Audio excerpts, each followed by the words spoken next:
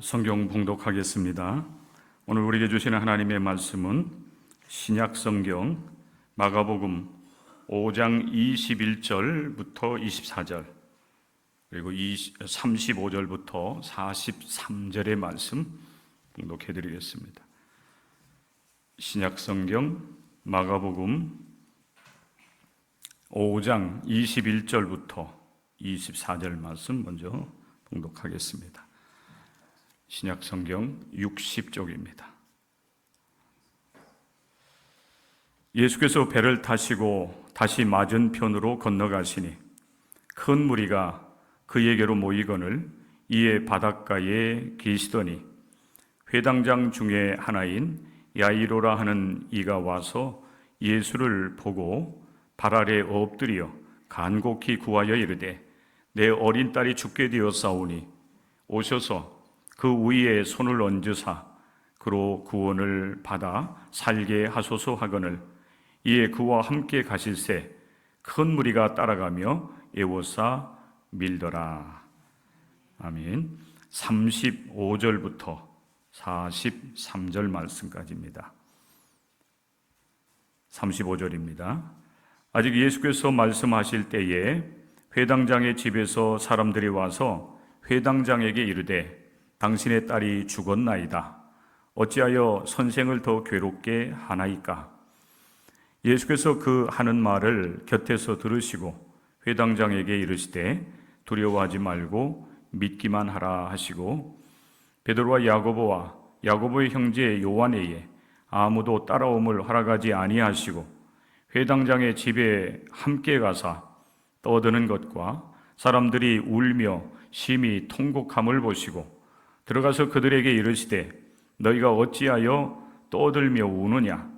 이 아이가 죽은 것이 아니라 잔다 하시니 그들이 비웃더라. 예수께서 그들을 다 내보내신 후에 아이의 부모와 또 자기와 함께한 자들을 데리시고 아이 있는 곳에 들어가사 그 아이의 손을 잡고 이르시되 달리다 쿰 하시니 번역하면 곧 내가 네게 말하노니 소녀야 일어나라 하심이라. 소녀가 곧 일어나서 걸으니 나이가 12살이라. 사람들이 곧 크게 놀라고 놀라거늘 예수께서 이 일을 아무도 알지 못하게 하라고 그들을 많이 경계하시고 이에 소녀에게 먹을 것을 주라 하시니라. 이는 살아계신 하나님의 말씀입니다. 아멘.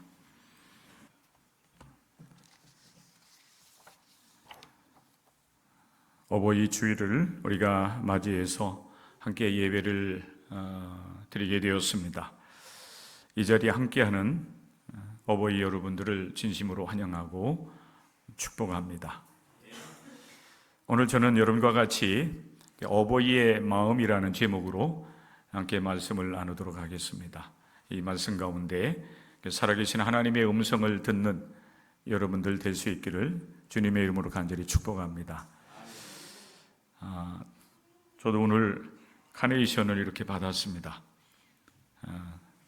이영순 권사님이, 박상숙 권사님만 받으셨나요? 네. 오늘 권사님 아주 머리도 예쁘게 하고 오셨고, 어버이날 맞이해서 카네이션 받으신 거 축하합니다. 저도 받았습니다. 이렇게 제가 오핀으로 꽂긴 했는데 자꾸 이렇게 쓰러져가지고 제가 아무래도 빼야 될 것 같습니다.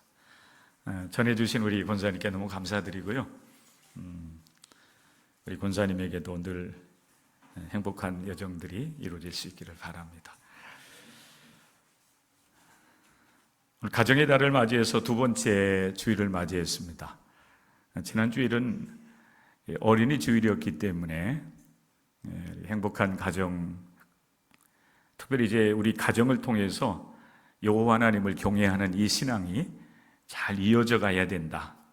가정은 단순하게 우리 가족들이 거하는 공간으로서의 의미만이 아니라 그보다 더 큰 것은 신앙을 함께 나누는 공간입니다.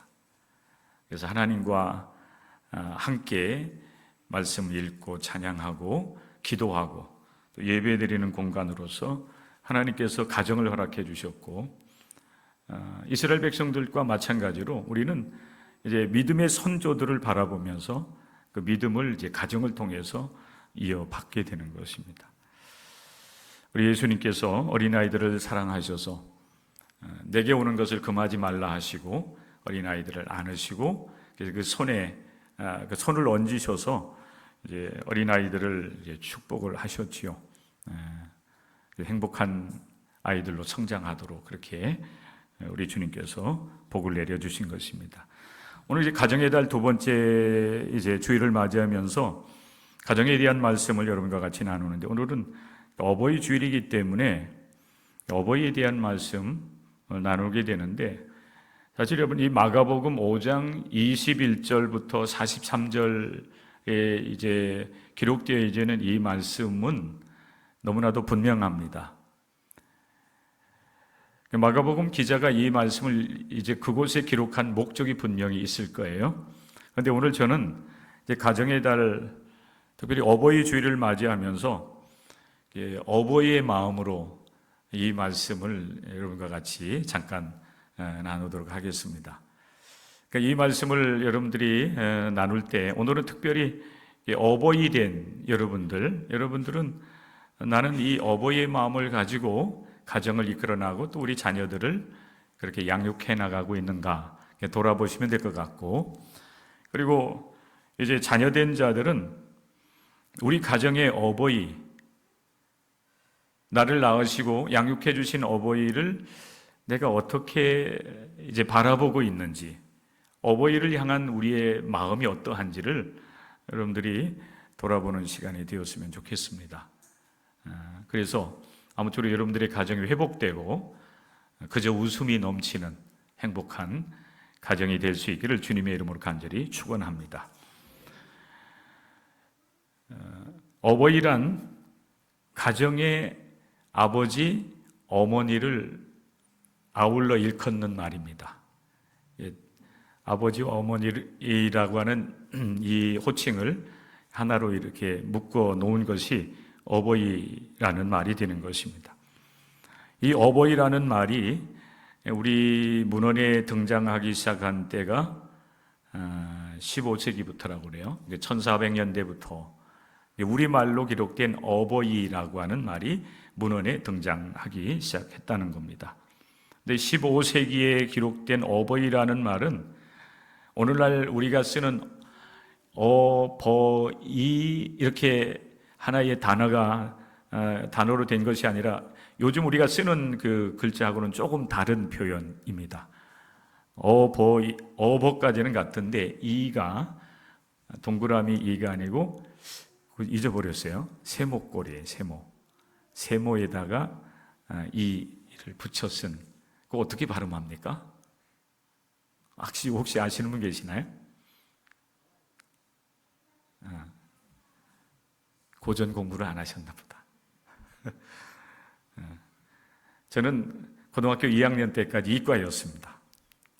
근데 이과였는데 도저히 수학하고 수이 그리고 물리를 하는데 이 수1까지는 괜찮게 하겠는데 수학 2, 물리를 들어가니까 조금 어려워요. 이건 내 적성에 안 맞는가 보다 고민할 때, 그때 마침 제가 신앙생활을 하게 되었는데 초등학교 선생님, 우리를 신앙적으로 이끌어 주셨던 분이 저에게 문과로 한번 전과해보는 게 어떻겠냐. 그래서 그 말을 듣고 제가 문과로 이제 3학년 때, 고3 때 전과를 했어요. 그래서 문과를 이제 공부하게 됐는데 고전 공부가 있더라고요, 고전. 근데 이미 이제 고등학교 2학년 때 아마 고전을 공부한 것 같은데 저는 그래서 고전을 제대로 공부하진 못했어요. 근데 여러분 이 세목골도 있고 이 비읍에다가 아래 이제 점을 찍은 이런 그 자음도 있고 그런 것을 볼 수가 있었는데 한번 우리 청년들이 한번 찾아보시고 나중에 좀 가르쳐 주셨으면 좋겠습니다. 자, 어버이는 이건 여러분 아버지와 어머니를 이제 함께 이제 일컫는 말입니다. 이 이름에는 영광이 있습니다. 어떤 영광입니까? 어버이라고 하는 이름에 영광이 있다는 거예요. 한 가정의 어버이가 되는 영광입니다. 창세기 1장의 말씀에 보면 하나님께서 아담과 하와를 이제 지으시죠. 남자와 여자를 창조하시고 그들에게 복을 주시며 생육하고 번성하라 말씀을 하십니다. 이 말씀이 어버이를 통해서 성취가 되는 거예요. 가만히 생각을 해보십시오. 어버이라고 하는 이름이 하나님의 말씀을 성취하는 관계가 된다는 것입니다. 우리가 어버이가 된다라고 하는 것은 어떤 의미가 있습니까? 가정을 이루어서 자녀를 낳았다는 거예요. 자녀를 낳는다는 것입니다. 생육하고 번성하라고 하는 하나님의 말씀이 가정을 이룬 한 남자와 여자를 통해서 그 말씀이 이루어지는 거예요. 생육할 뿐만 아니라 번성하게 되는 것입니다. 이게 하나님의 창조에 동참하는 일을 하는 거예요. 그래서 우리가 어버이가 된다라고 하는 것은 그 영광스러운 것입니다. 어버이가 되어서 자녀를 낳고 가정을 이루면서 하나님께 영광을 올리게 되고, 그리고 자녀를 낳고 양육하는 과정 속에서 자녀를 양육하는 또 기쁨이 있습니다. 또 양육하면서 하나님께 영광을 올려드릴 수 있는 일들이 이루어지게 되는 것입니다. 만약에 하나님께서 어버이를 통해서 생육하고 번성하는 일을 하지 여러분 그렇게 하나님께 섭리하지 않았다고 하면 하나님은 지금도 뭐하고 계실까요? 계속 한 남자와 한 여자를 만들고 창조하시고 계실 거예요. 그런데 하나님은 어버이를 통해서 하나님을 대신해서 그 일을 대신하게 하시는 겁니다. 이게 영광이에요. 하나님의 형상대로 지음을 받은 자녀들이 어버이들을 통해서 이 땅에 태어나는 거예요. 얼마나 여러분이 놀라운 일이냐 하는 거예요. 그런데 여러분, 그런 영광만 있는 것이 아니라 사실 어버이라고 하는 이름은 무거운 짐이 되기도 합니다. 여러분, 이게 무슨 말입니까? 어버이 된 여러분들은 제가 이 말을 할 때 금방 알아들으셨으리라 생각이 됩니다. 자식을 낳고 양육하는 것은 지식이나 여러분 이론을 가지고 감당할 수 있는 일이 아닙니다. 실제적으로 자녀를 잉태해야 되고 낳아야 되고, 그리고 그 자녀를 양육하는 일입니다. 이론이 아니에요. 아무리 여러분 많은 지식을 가지고 있는 어떤 그 전문적인 그런 분야의 박사 학위를 가지고 있고 그 이후에 공부까지 다 한 사람이라 할지라도 어버이의 이름으로 자녀를 잘 양육해서 훌륭한 그런 인격을 갖춘 하나님의 사람들로 이렇게 양육하는 일들은 사실은 쉽지 않아요. 여러분, 왜 그런지 아십니까? 왜 어버이가 되어서 자녀를 낳아 양육하는 일이 힘든지 여러분 아시냐는 겁니다. 사실 우리 어버이들도 한 번도 그 길을 가본 경험이 없기 때문에 그래요. 그렇죠? 우리들도 우리의 어버이를 통해서 이 땅에 태어났죠. 아주 어린아이로 청년기 지나면서 이제 때가 되면은 가정을 이루는 그런 이제 때를 맞이하게 되는데, 그렇게 우리가 이제 한 가정을 이루는 이 부부가 되었다 할지라도 어버이가 되어본 경험은 없어요. 만약에 우리가 이 부부가 되어서 자녀를 낳아 양육하기 이전에 그런 경험이 있었다라고 한다면 잘 할 수 있을 것 같아. 저도 마찬가지. 근데 한 번도 경험해 보지 못한 일들을 이제 자녀를 낳으면서 이제 자녀를 양육하는 과정 속에서도 전혀 예상하지 못했던 일들을 우리가 얼마나 많이 만납니까? 그래서 어린아이가 조금이라 뭐 아프다든지 뭔가 이제 잘 먹지 않는다든지 황금색 변을 누지 않고서 뭐 이렇게 푸른 똥을 싼다든지 뭐 이렇게 되면은 이게 뭔가 잘못된 거 아닌가 이렇게 생각을 하면서 얼마나 여러분 걱정 많이 합니까? 아이가 우는데 그 원인을 알지 못해가지고 한밤중에 아니면 새벽에 깨어나서 그 어린아이를 품에 안고서 안타까워했던 적들이 여러분 얼마나 많습니까? 만약에 우리가 경험이 있었다라고 한다면은 그때에 당황하지 않고 적절하게 대처하면서 아이의 그 울음을 그치게 하고 또 먹거리들을 잘 제공을 하면서 아이가 건강하게 성장할 수 있도록 우리가 했을 거예요. 근데 우리도 경험해보지 않은 일들을 어버이가 되면서부터 경험하면서 걸어가야 되기 때문에 사실 어버이라고 하는 이름으로 살아간다고 하는 것이 영광스러우면서도 때로는 굉장히 힘든 순간순간들 맞이하는 것입니다. 오늘 어버이로서 살아온 여러분들 이곳에 함께 모여서 예배를 드리게 되는데 아마 여러분들이 다 증인들이 되지 않겠습니까? 여러분들에게 한번 물어봅니다. 자녀 낳는 것이 쉬웠나요? 어머니들. 우리가 노래할 때는 아버지가 나를 낳으시고 뭐 이렇게 노래를 하는데 실제적으로 아이를 잉태하고 그리고 정말 그 천국과 지옥을 오고 가는 그런 경험을 하면서 출산하는 일들은 어머니들이 하잖아요. 그래서 우리 어머니들이 연세가 드시면은 몸 이곳저곳이 더 아프신 것 같아요. 몰랐어요. 근데 이제 저도 나이가 들고 자녀를 이제 낳고 이렇게 양육을 하면서 뒤늦게 그때 어머니가 왜 그 늦은 밤에 신음소리를 내시고 힘들어 하시면서 야 일어나서 좀 이 어깨에서부터 여기까지 좀 나를 이렇게 밟아줘라. 우리 어머니는 그러실 수밖에 없었어요. 제가 9번째거든.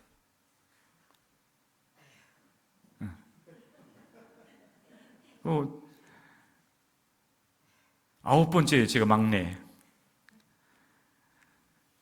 요즘엔 한 명을 한 명 낳아서 양육하는 것도 힘들어하는데 저희 어머니는 사실은 저희 형제, 저희 아마 위 형인지 누님인지 모르겠는데 한 분이 이렇게 어렸을 때 돌아가셨다고 하는 얘기 들었어요. 아마 갓난아기 때 돌아가신 것 같아요. 그러면 10명 낳았잖아요. 그러니 여러분 연세가 드시고서 어머니 삭신이라고 그랬는데 여러분 어른들이 아마 그렇게 많이 표현하는 거예요. 이 몸을 이제 몸 삭신이 쑤신다, 뭐 아프다 이러셨어요. 그러니 연세가 드셔서는 여기저기 한번 주무시다가 아프시니까 이제 좀 밟아달라. 그래서 어렸을 때 제가 어머니가 저를 깨우시면은 저는 일어나가지고 어머니의 몸을 죄송스러웠어요 사실은. 어머니의 몸을 내가 발로 밟는다고 하는. 그런데 어머니는 그렇게 밟아드려야만 그 통증이 않는 그런 이제 몸을 이제 가지셨던 겁니다. 연세가 드셔가지고.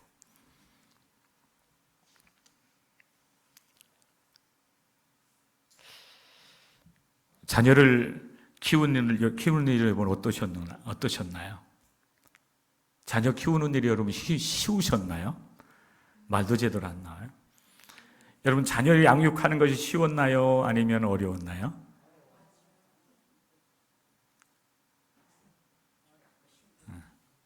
말 잘 들었나요? 자녀들? 여러분의 뜻대로 자녀들이 그렇게 성장해 주던가요? 자녀들이 여러분들의 마음을 헤아려서 힘들 때 위로가 되고 또 힘듦에도 불구하고 자녀들 때문에 기뻐하고 행복했던 적은 얼마나 있었나요?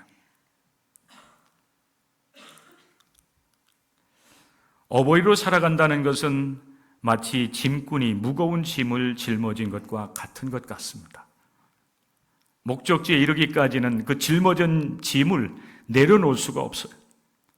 질긴 운명처럼 등에 딱 달라붙어가지고 떼어놓고 싶어도 떼어놓을 수 없는 것이 이 자식들이에요. 그런데 사실 여러분 자녀들이 짐이 되는 건 아니에요. 짐은 아니에요. 하나님께서 우리에게 맡겨주신 자녀이기 때문에 우리는 힘들고 어려워도 자녀를 잘 양육해야 될 사명이 있기 때문에 부모들은, 어버이들은 사실은 자녀들을 애지중지하면서 자녀를 키워내는 겁니다. 한 번도 경험해보지 못한 길을 그래도 걸어가는 거예요. 근데 자녀들이 짐이 아니라 사실은 이 어버이 역할을 하는 게 어려운 거예요. 그렇죠? 아빠가 되기 위해서 잘 준비해가지고 아빠가 된 사람 누가 있어요? 엄마가 되기 위해서 잘 준비해가지고 내가 자녀를 낳으면 이렇게 양육하고 이렇게 아플 때는 이렇게 대처해 나가고, 그래서 우리의 자녀는 마음의 상처와 아픔이 없이 훌륭하게 성장하도록 내가 잘 키워야 되겠다. 그래서 정말 그렇게 많은 지식과 경험을 가지고 자녀를 양육한 사람은 여러분 한 사람도 없을 거예요. 그렇기 때문에 힘들고 어려운 것이 바로 어버이가 되는 것입니다. 그런데 자녀들은 어버이의 마음을 잘 헤아리지 못해요. 어느 정도 성장을 하면은 자식들은 자기 잘난 멋에 살아간다고 합니다. 저도 마찬가지였습니다. 저는 워낙 성실했기 때문에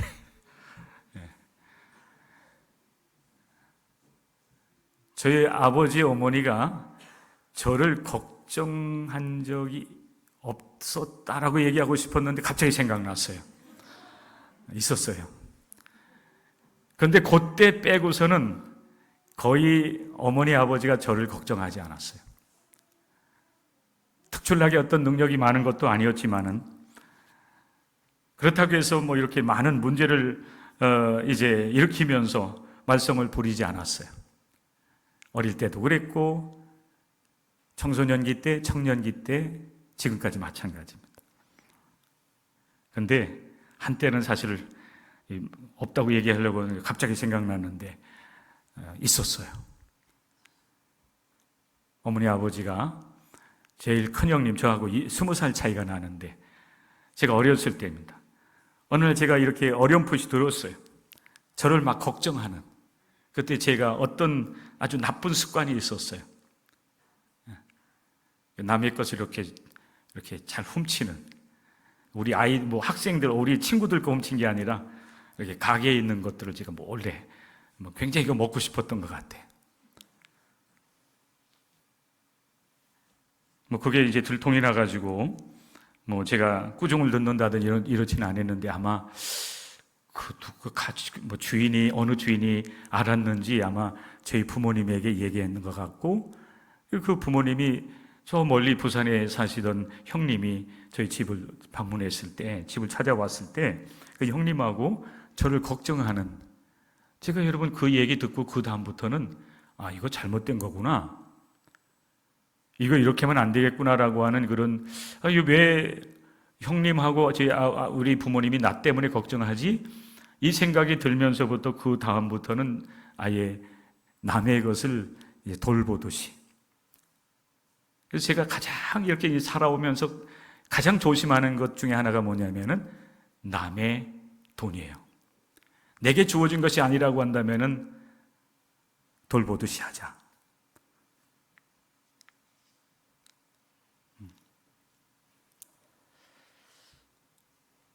여러분, 하여간 우리 자식들은 어느 정도 성장하면 자기 잘난 맛에 이제 살게 되는데, 어느 순간 이제 가정을 이루고 자녀를 낳고 이제 자녀를 양육하다 보면은 자식들이 이제 말을 안 듣잖아요. 엉덩이에 뿔난 망아지처럼 자기 잘난 맛에 여기저기 뛰어다니면서 문제를 일으키고 할 때, 때로는 이제 그 자식들을 책망하고 꾸짖고 때로는 매를 대기도 하지만 어느 순간 이 망아지 같은 이 녀석이 꼭 나구나, 나를 닮았구나. 저도 여러분 그런 경험을 했어요. 어느 날 아들 녀석이 이제 키가 커가지고 저하고 이제 키가 비슷하고 말도 잘 안 듣는 그런 순간에 제가 막 꾸중하는데 앉아있다가 벌떡 일어나가지고 저를 노려보는데, 이런 나쁜 놈이 있나? 아들이 없어서 오늘 온다고 그랬는데 대학원 논문 심사를 한다고 그래요.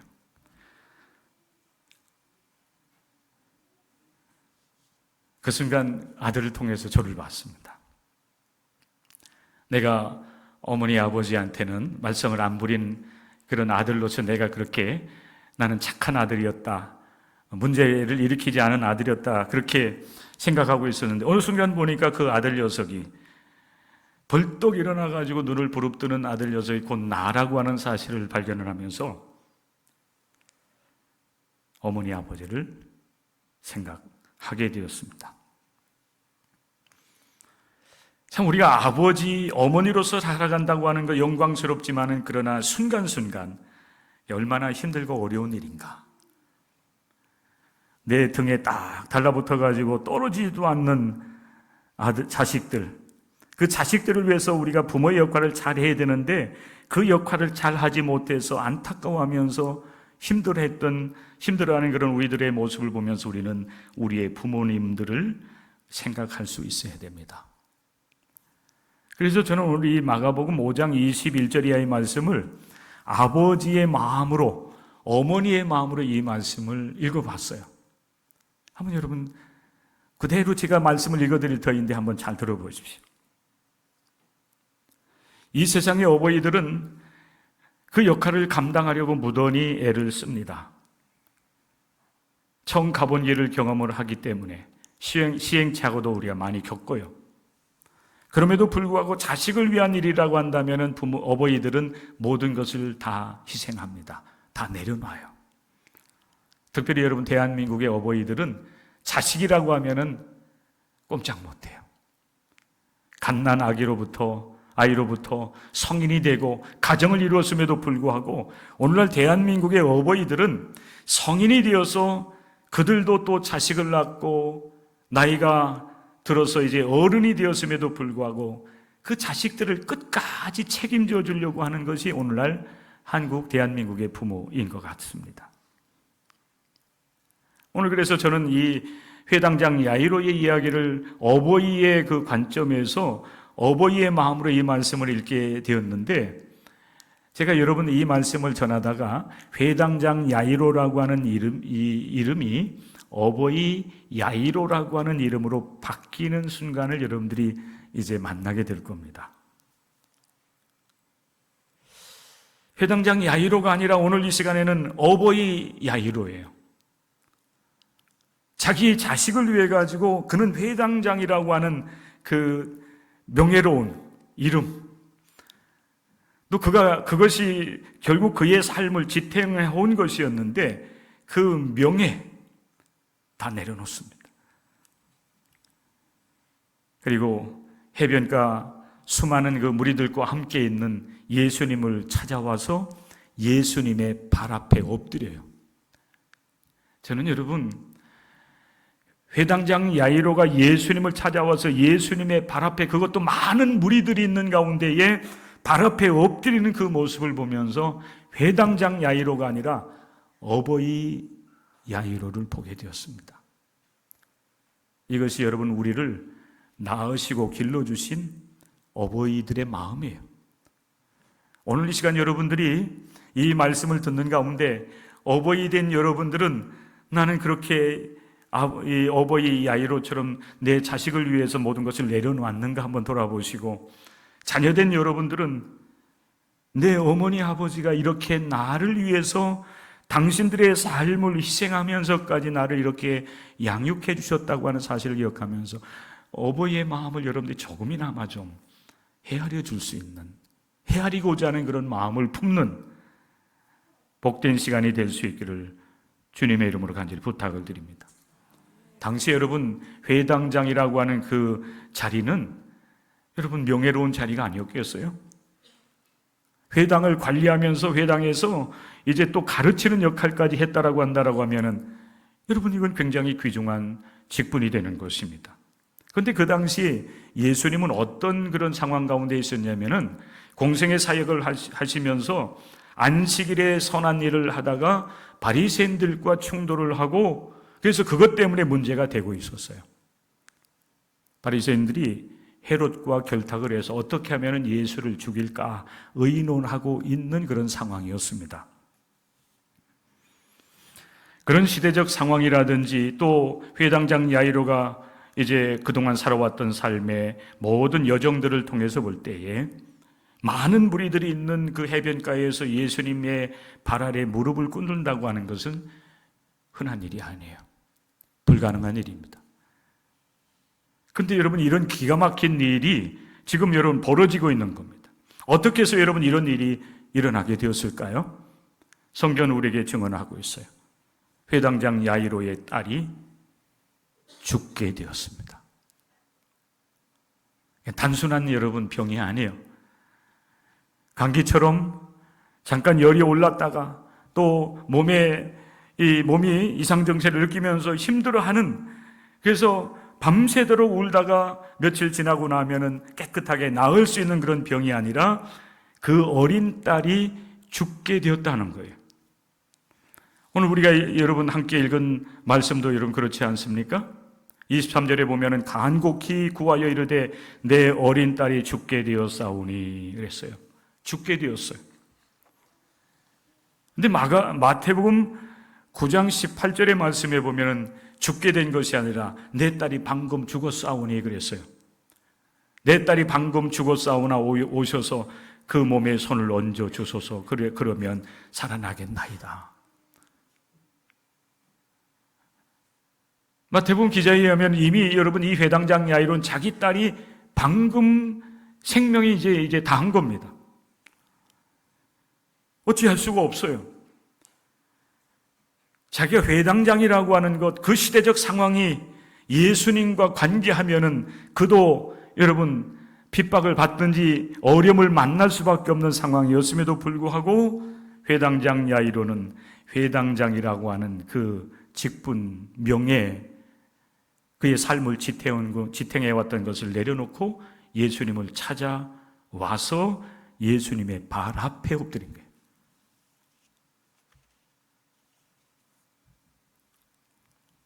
지금 이 상태는 여러분 회당장 야이로가 아니라 어버이 야이로인 겁니다.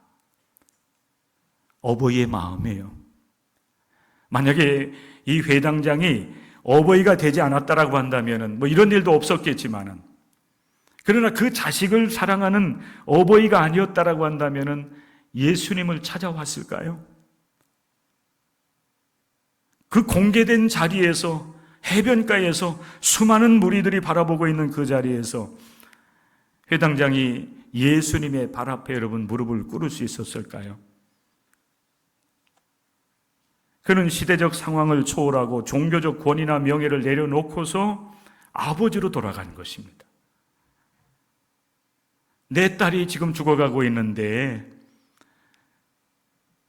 예수님께서 우리 집에 찾아오셔서 죽어가고 있는 내 딸의 머리 위에 아니면 몸에 손을 얹고 저를 축복하신다, 복을 주신다라고 한다면은 내 살이 살아날 수 있다라고 하는 그런 소망과 기대를 가지고 회당장은 여러분 예수님을 찾아왔습니다.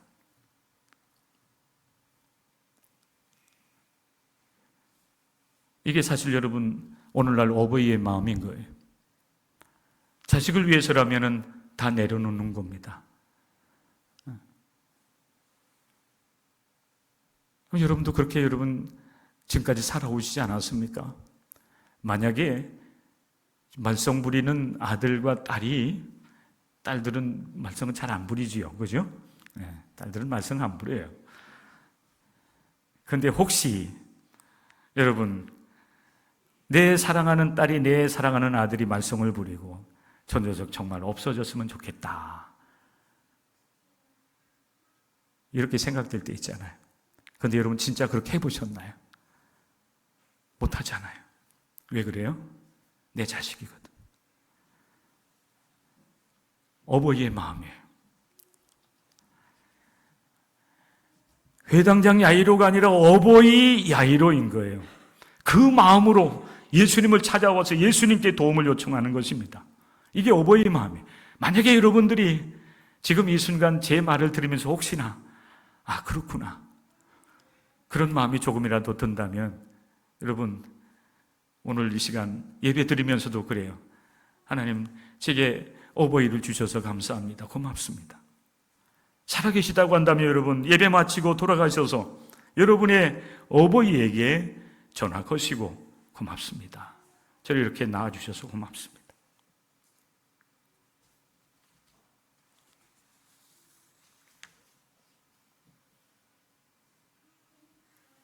우리 예수님도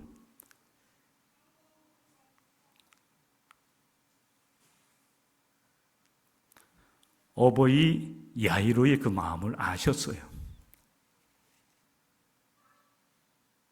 그 회당장이라고 하는 명예로운 그런 자리에서 자기 역할을 하던 이 야이로가 해변가에 많은 무리들이 있는 곳에까지 찾아와서 예수님의 발 앞에 엎드려 있는 모습을 보면서 그 마음을 아신 거지요.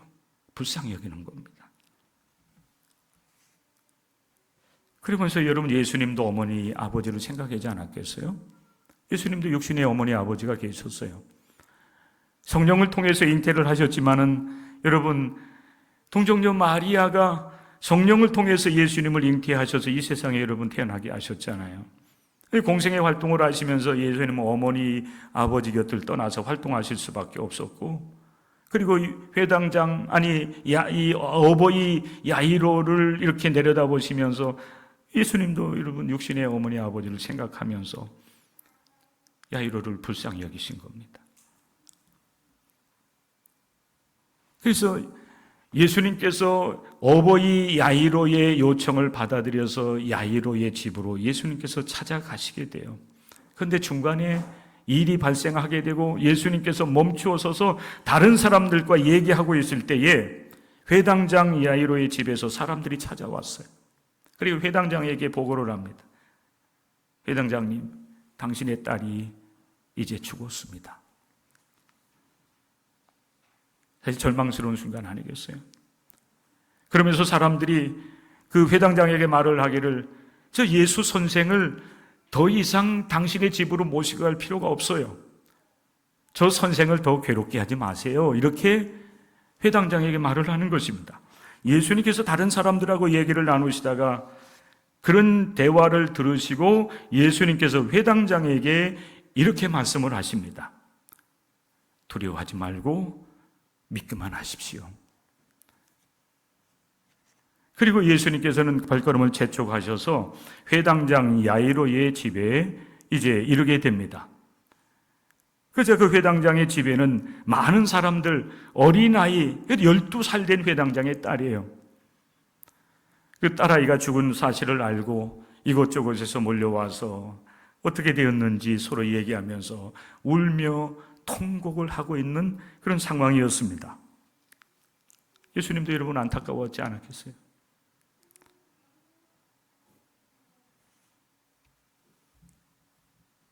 떠들면서 통곡하는 그 사람들에게 예수님 말씀하십니다. 이 아이가 죽은 것이 아니라 자는 거야. 자는 것입니다. 그러자 그 사람들이 예수님을 비웃어요. 왜 그럽니까? 이미 회당장 야이로의 딸은 죽었기 때문에 그래요. 근데 놀랍게도 회당장 야이로, 여러분, 어버이 야이로는 예수님의 말씀을 그대로 받아들입니다. 예수님을 찾아온 목적이 사랑하는 딸이 구원을 받는 것이었기 때문에 그래요. 예수님께서 떠들며 통곡하는 사람들을 조용하게 시키시고 그들을 다 내보내십니다. 야이로의 딸이 죽어 누워있는 그 방으로 이 야이로의 부모 야이로와 그리고 그의 아내 그리고 예수님의 12제자 다 여러분 부르지 않고 베드로와 야고보와 그의 형제 요한을 데리고 방 안으로 들어갑니다. 그때 야이로 부부도 이 어버이도 같이 따라 들어가요. 여러분, 이 성경에는 야이로가 예수님을 통해서 자기의 딸이 분명히 살아나리라고 하는, 믿기만 하면 살아나리라고 하는 그런 믿음을 가졌다라고 하는 그 사실을 성경에서 증언하고 있지는 않지만은 분명한 사실은 이들도 사실 같은 믿음을 갖게 된 겁니다. 예수님께서 죽은 야이로의 딸의 손을 잡고 달리다 꿈, 소녀야 일어나라. 예수님께서 어린 소녀의 손을 잡고서 일으키십니다. 그러자 여러분, 이미 죽어 누워 있었던 야이로의 딸, 그 12살 된 그 외동딸, 이 어린 딸이 죽은 자리에서 일어납니다. 그리고 성경은 증언합니다. 일어나 걸었다 하는 것입니다.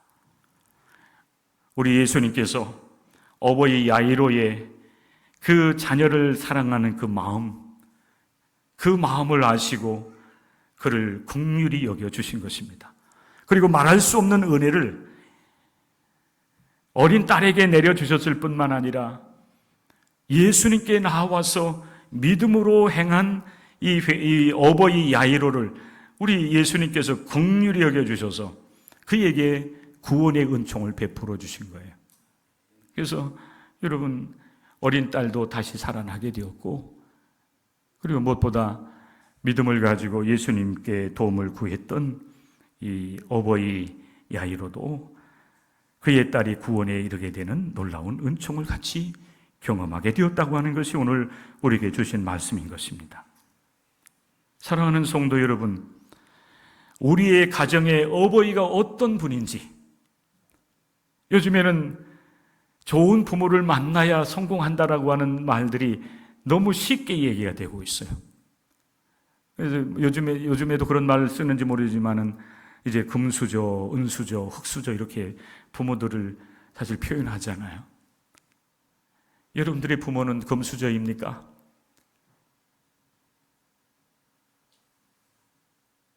아니면 여러분 흙수저입니까? 그래서 여러분 문제된 것이 있어요. 우리들의 부모님이 지식이 많고 물질적으로 풍요롭고 힘이 있어가지고 우리의 가는 발걸음들을 형통하게 부족함이 없이 순탄하게 그 길을 인도하지 못하셨기 때문에 우리가 여러분 이 땅 위에서 인생을 살아가는데 문제가 된 적이 있었느냐는 거예요. 우리 아버지, 어머니가 어떤 분인지 그건 문제가 되지 않아요. 우리 하나님께서는 여러분의 어버이를 통해서 여러분을 이 세상에 보내셨고 양육을 받도록 은총을 베풀어 주신 것입니다. 처음 하는 일이기 때문에 서툴러서 여러분들이 고생하면서 살아왔을 수도 있어요. 그럼에도 불구하고 우리의 부모들은 부족했음에도 불구하고 서툴렀지만은 최선을 다해 주신 거예요. 저는 여러분 그 은혜에 감사를 하는 겁니다. 여러분도 마찬가지. 여러분의 부모님을 한번 생각을 해보십시오. 아무런 도움을 주지 못한, 그래서 나는 그 부모님을 생각할 때 속에 그냥 원망과 미움만, 증오심만 여러분 있는 분들도 있을지 모르겠어요. 그럼에도 불구하고 그래도 우리의 부모님이 있었기 때문에 내가 있는 거 아니겠어요? 어버이의 마음을 여러분들이 조금이나마 헤아릴 수 있다고 한다면 여러분 그 어버이에 대해서 감사하는 마음 품으시고 여러분 그 마음을 품는 게 곧 효도하는 첫걸음이 되는 거예요. 큰 것 뭐 해드려서 부모를 기쁘게 하겠다? 여러분 그런 생각하지 마세요. 어머니하고 여러분 아버지하고 대화 한번 같이 나눠주는 거. 나눠주는 게 아니라 사실 대화하는 거죠. 어려워하지 말고 아빠 요즘 어떻게 지내? 전화하기도 어렵지만 한번 용기 내서 한번 전화해 보세요. 특별히 아들들이 없어서 안타까운데 우리 유한이 아빠 아들이잖아요. 늘 어머니 이렇게 잘 모시는 줄로 아는데 그래도 한번 또 오늘 교회 갔더니 오늘 우리 어버이 주일에 엄마 오늘 교회 잘 다녀오셨어요? 이렇게 고마워요.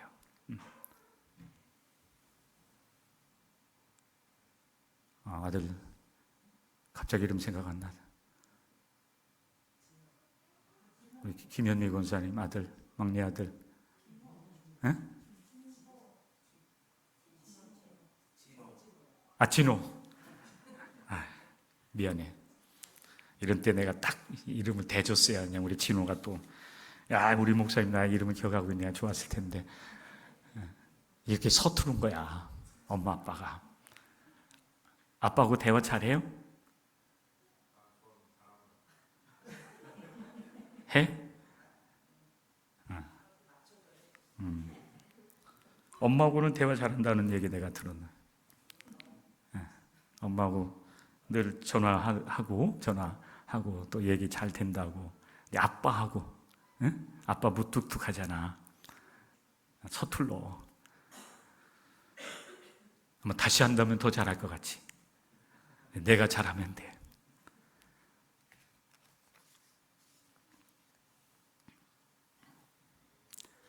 에베소서 6장 1절부터 3절 말씀 읽어드립니다. 자녀들아, 주 안에서 너희 부모에게 순종하라. 이것이 옳으니라.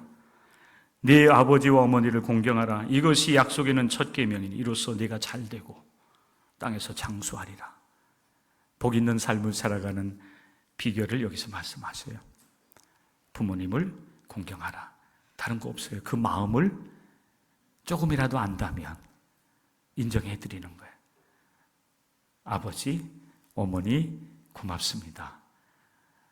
또 제가 이렇게 살아가려고 하는데 엄마 아빠 저를 위해서 기도해 주세요. 그동안 해 주신 것도 고맙지만 다른 거 필요 없으니 기도해 주시면 제가 잘 살아가겠습니다. 그리고 좋은 거 있으면 아빠한테 먼저 드리고 그리고 나서 엄마한테 드리면 좋아요. 기도하겠습니다.